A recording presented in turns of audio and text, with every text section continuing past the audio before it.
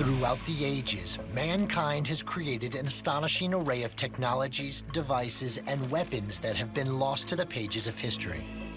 What would it be like to go back in time and experience the most ingenious inventions of the past? Fire! Our team of master craftsmen has agreed to find out.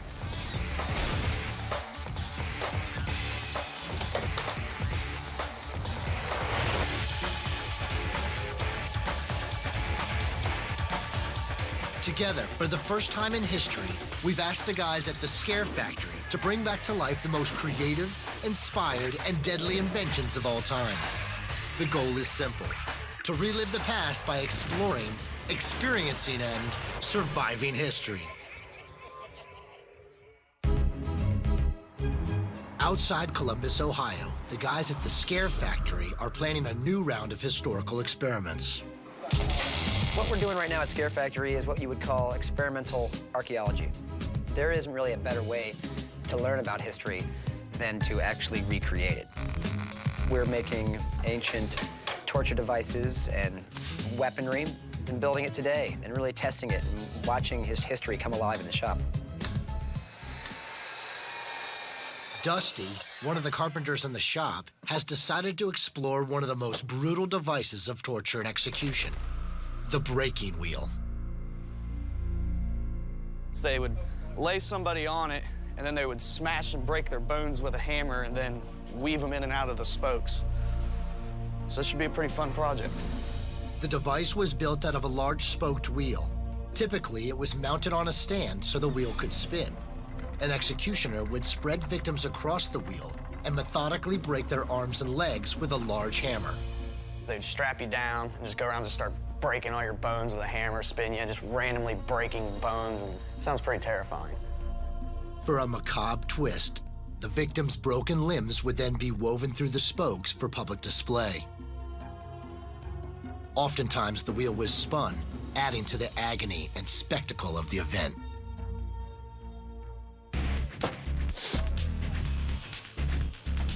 Right now, to get started, I have to cut 8 3-foot pieces of 4x4 to make the octagon part of the wheel.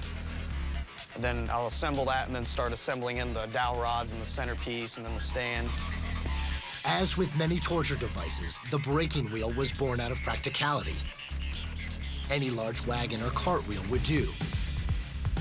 But in Dusty's case, expediency takes precedent over exactness. We went with the octagon just because it'd be a lot easier than steaming and bending some wood or cutting something out. There we go. A big old stop sign. Breaking wheels were often custom-made to accommodate public arenas. Large stands or posts were needed to display the wheel for exhibition. Dusty wants to recreate the experience of a spectacle. He must build a stand strong enough to suspend his version so that the victim faces outward at an angle almost perpendicular to the ground. I started building the stand out of 4x4s. Then we drug it all over to one of the welding areas, and me and Josh got together on making the spinning mechanism. How's the broken wheel coming? I'm gonna cut my 45 down there, and then we'll be ready for you to work on your turning mechanism. Originally, they would just use chariot wheels or wagon wheels or whatever to break people on. And we wanted to make it more of a spectacle, something, a bigger thing to see. So we set it at a 60-degree angle, so it kind of had the person laying back a little bit. Take a piece of tubing that'll stretch all the way down to here. It's gonna have to be at a weird angle, but it should be all right. Hopefully we'll get it to spin, we'll get it done. Awesome.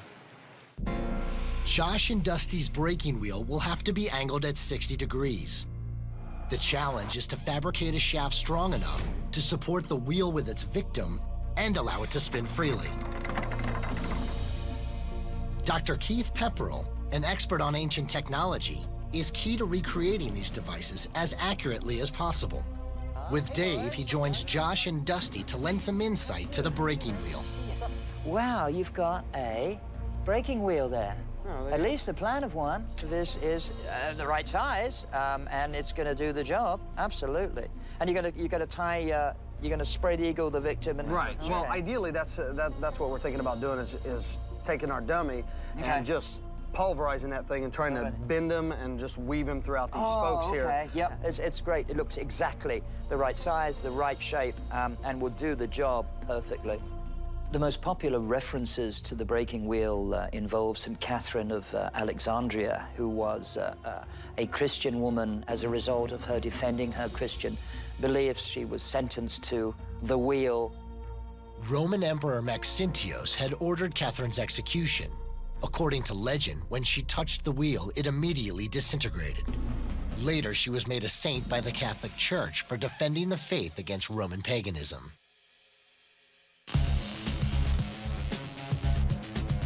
To better understand the breaking wheel and the damage it could inflict, the art department begins creating a special dummy for the device, one with a foam skeleton that will snap to simulate the breaking of bones.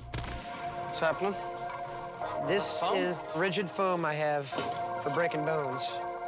That's relatively lightweight, too. We've got some rigid foam that's around that by a latex body, so we can actually smash the bones behind the latex and then weave it into the wheel spokes. So that should be pretty realistic. Probably fold it up with a lot of blood packs and things like that to make it bleed. An image of the breaking wheel is on the coat of arms of St. Catherine's College in England. The French used the breaking wheel for executions as late as the 18th century. As the breaking wheel comes together inside the shop, outside, a whole new experience is about to heat up. The guys are going to step back into history, literally, to explore the ancient practice of firewalking. Firewalking has over 3,000 years of history, usually in a religious context, as a sign of faith, as a sign of purification, and almost a kind of rite of passage in some cases into a particular religion. The guys have brought in professional firewalkers to lead them through this mysterious yet dangerous experience. Brian is the first to embrace this ritual. He's also promised to take the first step. I really, really, really wanted to do it. A lot of different cultures used it in purification and, you know, coming of age ceremonies, and so many good things came out of it. I thought that would be a really great thing to do. There's no real defining moment that we as Americans have grown up with that is definite, bam, you're an adult now. So that's another reason I just really wanted to do it. After about 90 minutes, the fire stack burns down to a toasty bed of coals. Now comes the moment of truth. Brian leads the rest of the team to experience this ancient ritual and to see which of the guys are willing to put their feet to the fire. All right, so what we got here is firewalking. It was used in purifications and spiritual rituals. This is something I've been looking forward to. It's definitely, for me, a spiritual kind of thing. What I want to know is who's going to be my men? Being a social creature that we are, I wanted somebody to go with me. Oh, I'll be a man today. Knowing that it was also used as a coming-of-age ritual, I asked to separate the men from the boys, and I had a couple volunteers. So we got Kermit, right? Mike? I guess I'll do it. Kermit volunteered. I was doubly surprised when Mike from the art department, because getting the art department to do anything is, you know, difficult at best. Trevor's gonna do it? And then out of nowhere, Trevor, the background guy. Trevor's gonna be the man. All right, man. So this is Dave, our professional firewalker, and he's gonna walk us through the fire. Welcome, everybody. Firewalking is dangerous. This is 1,100 degrees hot. Outside the Scare Factory, the guys are stepping back into history to experience the ancient ritual of firewalking. A professional firewalker is about to lead Brian and the guys across an 1,100-degree bed of red-hot coals.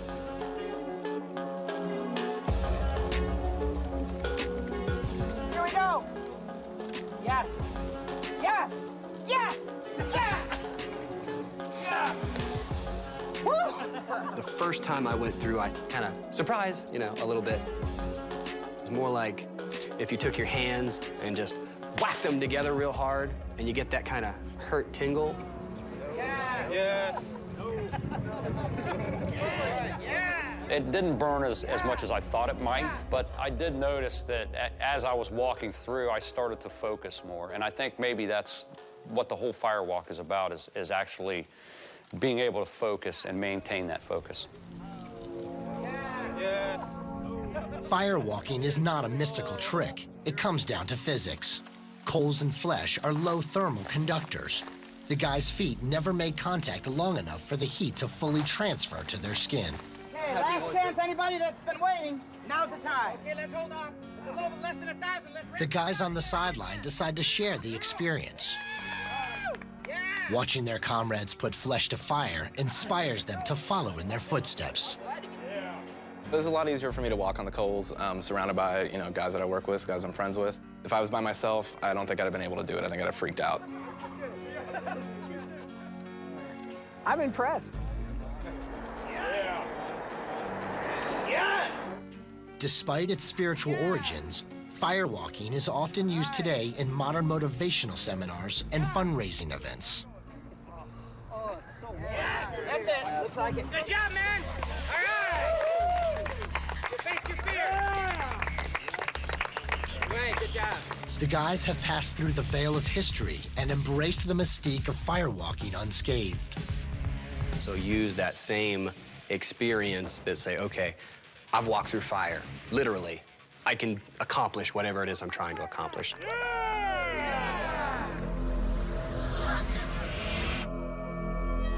The next day, Dusty reinforces the joints on the braking wheel with steel brackets to better support the weight of a human test subject. Josh has fabricated a steel shaft that will allow the wheel to spin. At least that's the idea. In designing the turning mechanism for the braking wheel, Josh basically just came up with, he worked with all the steel, put steel pipes in the wheel I made, and then attached a huge pipe to it, slid it down in a 4x4 that I drilled a 3-inch hole in. Yeah, let's just grab it. Remember, you got a wussy guy helping. I'm not that wussy. Unlike the original versions, which were repurposed wagon and cart wheels, this model is fully custom-made for spinning and exhibition. All right. What? Let's spin it. Ugh. Nice. I like it. I'm gonna really have to hang on to this thing. And I didn't think anybody would have the nuts to get on it, so I jumped up there and held on, and they spun me around a couple times. It was a good way to really, run it through some paces with the weight of different people, see how it reacts, and see if it'll hold up. If there's any problems, fix them. Back this way. Ah! I feel like I should be getting knives thrown at me. See ya, bud. Hey! Oh, come on! Great. Now how am I gonna get out of this? In the art department, the test dummy for the braking wheel is finally taking shape. Dan and Adam have hollowed out the rigid foam material to place fake blood packs inside for a more realistic effect. They're also adding wood sticks for an extra bone-snapping sound and feel. When they're done, they'll encase these brittle bundles in the dummy mold with latex foam. Hopefully we'll get it set just right that whatever dumb welder is smacking this thing gets sprayed with blood. That's our plan. The braking wheel originated from the ancient times of Greece and Rome, and it was used all the way up through the 18th century. The public spectacle of torture and executions was as much a means for deterring criminal behavior as it was for punishment. With the help of Rob from the steel department, Josh and Dusty finished the braking wheel and began moving it into the test area. The guys are going for the full effect of recreating a public torture and execution to better understand the full experience of this device. I could definitely see something like that sitting in the center of town somewhere where people are throwing stuff at it, and it's a dead, bleeded out body with birds pecking at it and everything. The braking wheel is finally ready. Dave and the team gather in the test area. First up, the art department's dummy victim. Now it's time to put our test dummy on here and see if this baby works.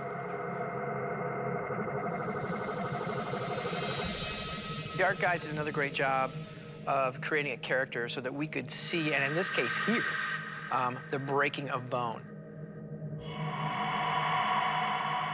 My role in all this was the bone breaker. The first weapon of choice was just a carpenter's hammer. He had a good handle on it, nice and long and heavy. Count it down on 3, 2, 1, go. device. Historically, executioners used any blunt object to break the bones, like a hammer, metal bar, or club. Little crackage. The human body could not survive such massive blows. Blunt force trauma like this would destroy major arteries. The legs hold 2/3 of the body's blood volume, and the loss would be devastating. Bones would fracture and break through the skin surface, causing intense pain and suffering that would quickly send the victim into shock. To be a person that was the actual executioner, I could not imagine just literally breaking someone's bones and dislocating and doing so much damage to someone's body. A truly skilled executioner would make well-placed strikes that would break bones but not cause immediate death. Sometimes the victims were left to suffer for days in agony until they died of dehydration. Once the bones were broken, as if the victim were not in enough agony, the shattered limbs would be woven through the spokes. Just awful. Just hearing that snap and crackle and that hollow pop inside of that tissue. I mean, I can just imagine what it would have been like if that was a real person. As a final act of mercy, in some cases, executioners would strike a death blow to the victim's stomach area, bursting the inner organs. Literally breaking someone's bones just to make them fit over a device that is used for people's entertainment. It's so inhumane, I can't even imagine how a person could deal with that on a day-to-day basis. The true test is not complete until someone chooses to experience the device themselves. So Rob volunteers to gain first-hand knowledge of being broken on the wheel. Oh, it'd be horrible, really, to be dragged and be strapped up on the breaking wheel. If you just seen one person go through it and you knew of it, you'd want no part of it. With his arms and legs tied to the device, Rob now faces his friends, who will play the bloodthirsty mob, eager to watch him suffer. I can just imagine being roped up and tied to this thing while you got a crowd of people around you cheering and throwing half-eaten food at you and garbage and everything else. Are you ready? Yeah. Okay, here we go. Executions on the breaking wheel were always a big social event. The spectacles attracted much larger crowds than hangings, which were actually more common. The mob gets into it. They cheer, they taunt, they throw tomatoes, they hit him harder. They thought it was hilarious. They wanted to do it again and again and again. Social psychologists call it mob mentality, a phenomenon in which the minds of the crowd merge together to form a single way of thinking. As enthusiasm heightens, the individual becomes less aware of the true nature of his actions. In this case, the inhumane treatment of a fellow human being. We start chucking pumpkin balls at him. Dave lets us all take a few turns cracking him with the wiffle ball bats. We start cracking him in legs, chest, head. I know I got him good. DJ got him real good a few times. Rob knows the guys won't really hurt him, but the experience of going through the motions leaves a distinct impression. I broke both wrists at the same time when I was young, and just imagining being on that wheel, just the broken bones and being strapped to it and going around, the velocity and the pressure of it. I think I'd make somebody talk. It'd make them do whatever pretty much you want them to do to keep from having to get into that device. All right. He's like, I'm done.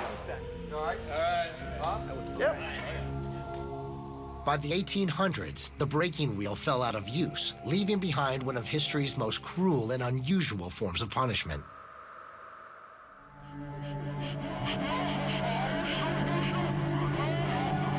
The next day, Edge, in the carpentry department, begins building another contraption called the bastinado. It was a type of punishment from Asia and the Near East that involved caning a victim with a lightweight stick on the soles of the feet. The victim's feet were often tied together or to a wooden plank called falaka in Persian. Basically a decline rack where your feet are tied down to a bar and then taking a bamboo reed and just smacking the bottom of their feet because all the nerve endings and everything in there, it's very sensitive. My design, I wanted to do elevated feet and elevated body to add, you know, being upside down and inverted, the blood going to your head, so that way you're feeling, you know, every shock wave coming through. Dr. Pepperell checks on Edge to see how his bastonado design is shaping up. So 6 feet by 3 feet completely mobilizes the feet so that the victim can have the soles beaten maybe hard or maybe just gently for a long period of time. It just seems that there's more to it afterwards than just the act where you go, you lay down for an hour, and then you're recouped, and then you can get back to it. Not with this. I mean, this is going to be weeks, it's going to be months. You can't work. As you said, you can't support your family. You've been humiliated, sure. And maybe the long-term effects are going to be disastrous, because these take an awful long time to heal. It's going to be, I think, very, very authentic. All sorts of images of these. It looks like you've exactly the right kind of device. Yes. Yeah. And are you going to use your feet? No, I built it, so I'm exempt from it. Thanks, man. All Take right. care. All right.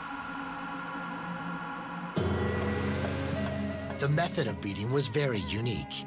Instead of strong, violent strikes, the blows were gentle and rhythmic. Certainly some of the cruelest torturers had perfected the art of very, very gentle blows, but very many of them. So over the course of time, the soles of the feet would become bruised, so that each little tap, each little twitch of a cane would be excruciatingly painful. And the expectation that even the tiniest touch is going to hurt like hell is going to be psychologically devastating. Expert caners, or lictors as they were called, would often flog their victim up to 1,000 times without ever breaking the skin, but the nerve damage was immeasurable. One of the more infamous incidents of bastonado caning was by the Turks against the Armenians in 1915. The bastonado is an easy build, and within hours, the device is ready for testing. So that's pretty much how it's going to look. Except the feet will be, ow! Some Middle Eastern cultures consider it shameful to bare the soles of one's feet, adding to the humiliation of the bastonado. A bundle of canes symbolized discipline in ancient Rome and was part of the official symbol of fascist Italy. The guys gather to test Edge's bastonado. A volunteer from the steel department steps up to the plate. Justin agrees to place his feet at the mercy of his comrades. As soon as I laid down, the blood starts rushing to my head, and the more and more they spoke, the more and more the adrenaline started pumping, and then they took the first whack at me. Are you ready? Go for it. Man up there. Good job.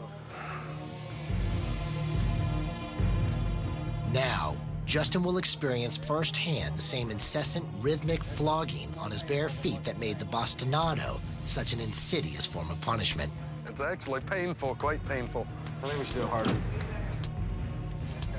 You do really feel it when it hits the same spot.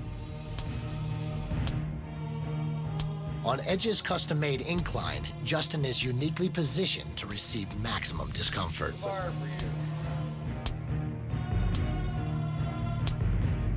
When I saw him in that device, it was real. I couldn't believe that, you know, people did this to each other back They then. would have to restrain the feet maybe a bit more. Probably. You can really feel how much pain people went through. And it was getting to the point I was pushing my feet down. The foot contains 7,000 nerve endings with pressure points that connect directly through the nervous system. A bastonado caning not only damages the soles, but can cause nerve damage throughout the body. Are you feeling it anywhere else travel through the body? Describe the pain. Is it like It's slapped, or is it? when it hits, it's a stinging sensation. When it draws back, you can almost feel it burning. The pain was starting to get to that unbearable level.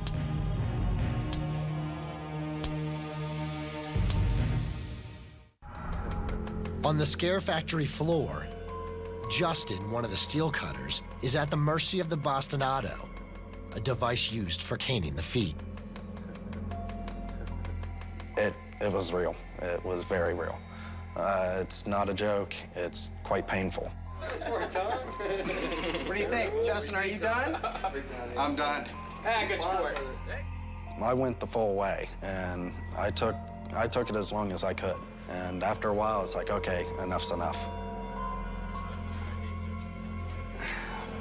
Justin endured the torture for only 15 minutes. The real victims of the bastonado would suffer for several hours. For a brief moment, Justin experienced the pain and helplessness of one of history's more unpleasant artifacts. Even today, forms of caning are practiced in a few areas around the world, like North Africa and Southeast Asia. Chad and some of the other fabricators have begun work on the next historical experiment, a device known as the treadmill. The treadmill was a giant wheel with steps that prisoners were forced to climb on a daily basis. It first appeared in British prisons in 1818 as a way to occupy inmates sentenced to hard labor. It was considered that hard labor was walking up these steps and causing this large, heavy wheel to rotate. Prisoners were side by side. It wasn't just one person, but they were separated from each other by kind of partitions. Take the insert out of the rod and just drill through. To hold 4 guys, the treadmill will have to support at least 1,000 pounds. The wagon wheels will need to be strengthened. Right now, it's just got crappy little brass screws that hold this whole thing together. So we've reinforced these with 10-inch long carriage bolts. That pinches the entire wheel together, and then we're going to drill the center out. The original treadmills could hold up to 40 men at one time. The one that guys are building is a 4-man model. A metal pipe will support 4 wheels as a single unit. The steps will be fixed to the wheel unit, which will spin freely on a mounting platform. We need a 3-inch hole through the middle of each wheel so we can run a 3-inch pipe through everything, and steps are going to be attached to that. So the pipe is going to keep everything level. So when we put the ribbing on, it'll all roll as one wheel. So getting the hole centered is going to be the hardest part of the whole project. While Chad and the team work on the individual wheels, Dr. Pepperell checks out the treadmill plan with DJ. It's a multi-person treadmill. Okay. And then we'll have the guardrails in between each person. We have steps going across here, which we're going to try to put 4 people on here at the same time. Huh. That's a nice job. Love it. It was the very nature of the treadmill. You couldn't actually stop. Gravity forced you, however tired you were, to take the next step. As you had to take another step, you would bang your shins. So these were referred to commonly as shin scrapers. The treadmill was so strenuous that inmates would often collapse after just 15 minutes of labor. While in prison, Irish playwright Oscar Wilde was forced to walk the treadmill for 6 hours a day. Rotate. The treadmill will require 4 guys to operate the device. Dave comes up with a way to pick the players by turning it into a competition. So he asked Josh and Eric to pick 2 members from their respective departments to compete on the dreaded treadmill. It's on. All right, it's on. Okay, thanks. For the welders, it's Josh and DJ. And for the art guys, Darren and Henry. I think as far as me and this wheel, cakewalk. I think as far as stamina goes, I don't think neither one of them's got a chance. As Chad and the welders assemble the treadmill, Josh and Dan explore an age-old form of punishment, tar and feathers. Yeah, I knew that was gonna happen. Man down.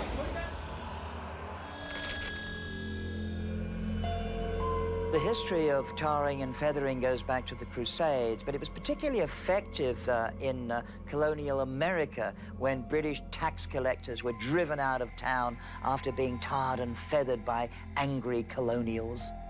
The process began with stripping the victim to the waist and pouring hot tar over the skin. Then, the person was covered with feathers so that they stuck to the sticky tar. Often, a crowd would parade the victim around town on a cart or rail. Are we making mischief over here? No, not you. Dave checks on the guys to see how their plan is shaping up. And we're gonna find out a place to get gallons of Karo syrup. A very simple device. We're taking a tube out of steel and cap the end of it. So we're taking a small air canister. We're pressurizing that canister. It's a backpack configuration, so literally you can run around and chase your victim instead of having to hold them down. You can get them on the run, if you will. This is our tar and feather cannon. What this thing will do is this will shoot the feathers out of it at about, I don't know, 200 feet per second. Josh is ready for a test run. Dan and Wes load packing peanuts for temporary ammunition. They'll use real feathers for the actual demonstration. In the old days, the victim had feathers thrown on him or was rolled around on a pile of feathers. Hey, Brian.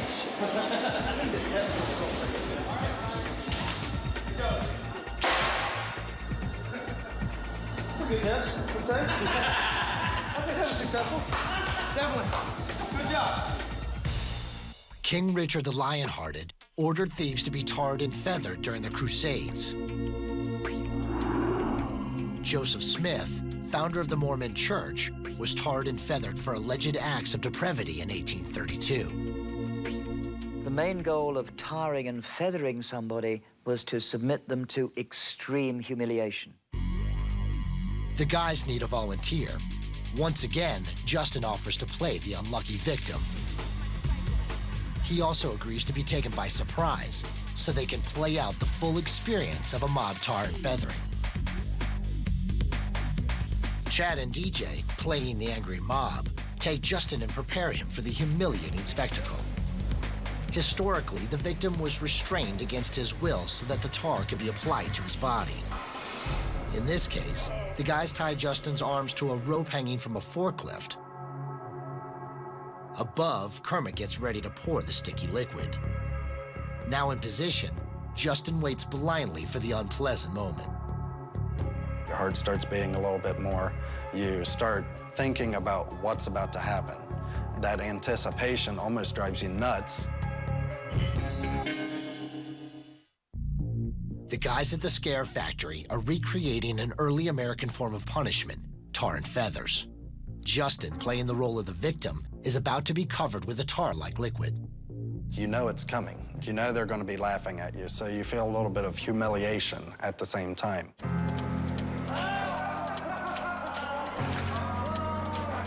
We made the tar out of chocolate syrup and maple syrup.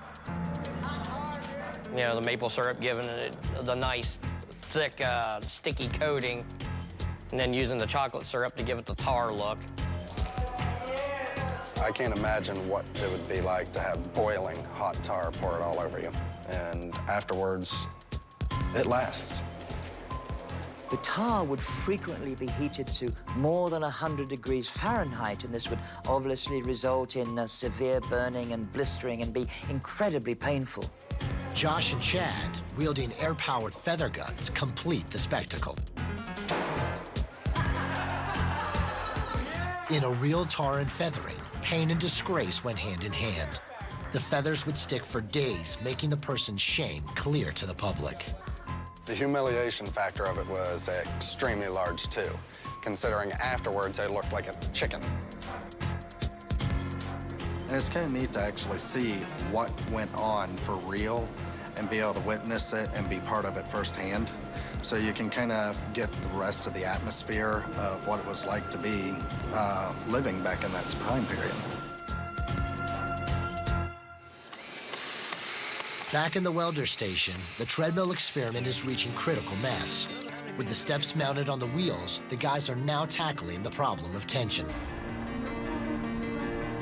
Well, the problem we're dealing with here, we're trying to devise a system to create that drag we were looking for. We don't want somebody to get on it and it just starts spinning freely. The treadmill's inventor, Sir William Cubitt, was an expert in drive shaft engineering and mill designs. The original prison treadmills were often used to grind corn or paddle water. This created the necessary drag for a controlled pace. We're going to add a braking system on the outside of this wheel, basically a large wheel of plywood glued together, and then we're going to mount a braking system to that. That way it puts tension on the entire wheel, so it's more difficult to paddle.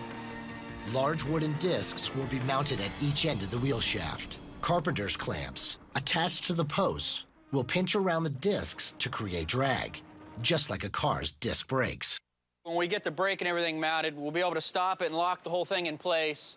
Then all 4 guys will get on top of it, and they'll be roughly right here, okay? And then each guy is gonna step, there'll be 4 guys in a row, and they're gonna hold on to this handrail, and they're just gonna keep walking and walking, and I'll be able to adjust the amount of tension on the wheel. While Chad and the welders work on the device, the competition checks on the progress. Darren from the art department gets his first look at what he's up against. I'm just interested in how these guys build these things. It's this huge apparatus, and, you know, just to be in its presence, knowing what it's for, it's just so powerful. You ready for it, Darren? Well, that can't be too hard, right? Well, let me give you an idea. You got to be able to keep up with this. Stand it down. You got it, man. You'll be all right. Am I? Wait a minute, hang on. You need counterweight.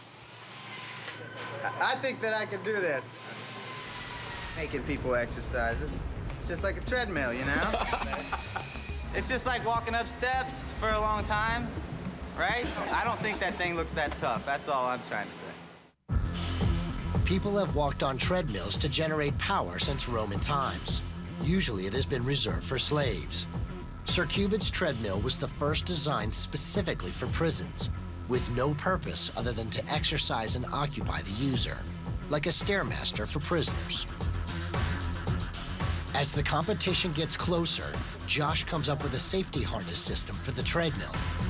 If someone trips or falls while the wheel is spinning, they could easily break a leg or worse. We don't want somebody to get hurt, and we are trying to take every possible precaution. We want it to be real, we want it to be authentic. At the same time, nobody wants to see anybody get hurt. As a final precaution, Chad rigs a safety bar that will stop the wheel instantly. Now, the idea of this is if the guys are up there and somebody actually gets their foot stuck in there and it's literally pulling them down, I'll take this bar and I'll jam it into the rudders and it should stop it instantly. The guys work late into the night for tomorrow's competition.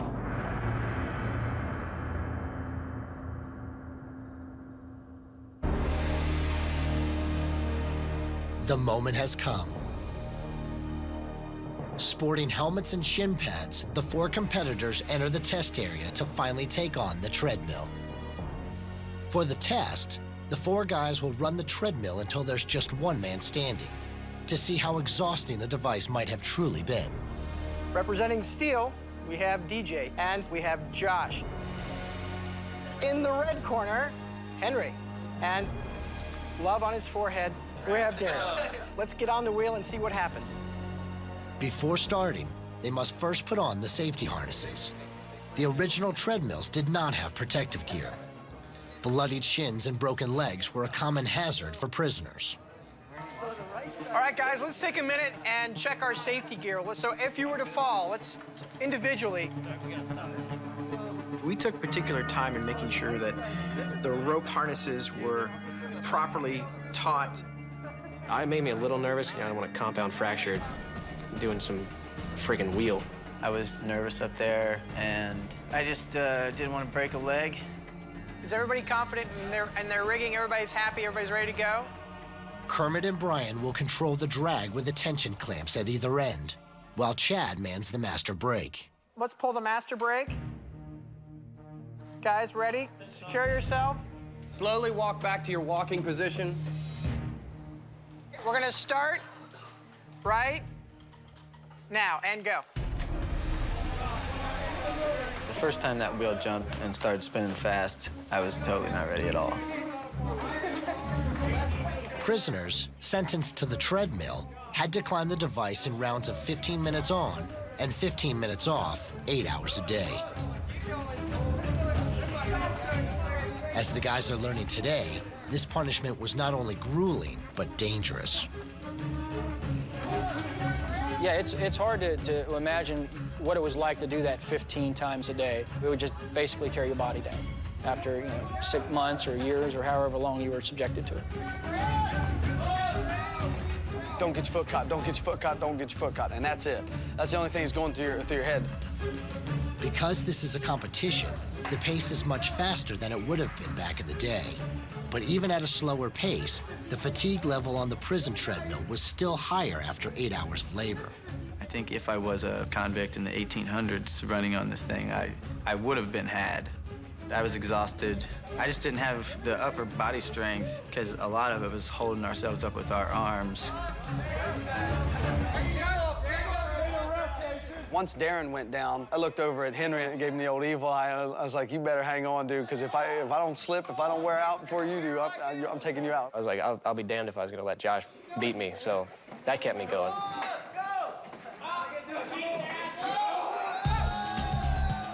As soon as Josh fell, I got up there and I was trying to pull myself up to where I could rest on my elbows. And when I did that, tried to get back going on the wheel, it just snagged both of my feet and yanked me down. It's incredible to think that people actually use this stuff. I cannot believe we actually did this, but we did it. And I was the victor. By the early 20th century, England started removing treadmills from prisons due to public protest over cruel punishment. Wow, good job, guys. That was awesome. Once again, the guys successfully experienced another device and lived to tell the tale of some of history's darkest chapters. Having this chance to rebuild these inventions from history and actually trying them out on each other, it's pretty awesome. We take a picture and a story from history, and we create something that's real. It's a different way of learning history. Run. Little lemon scent. Saw that. Well, don't feed that shit. Nah. Wash your socks. My feet are asleep at the moment. How can they sleep with that smell? They're knocked out. Leave that away.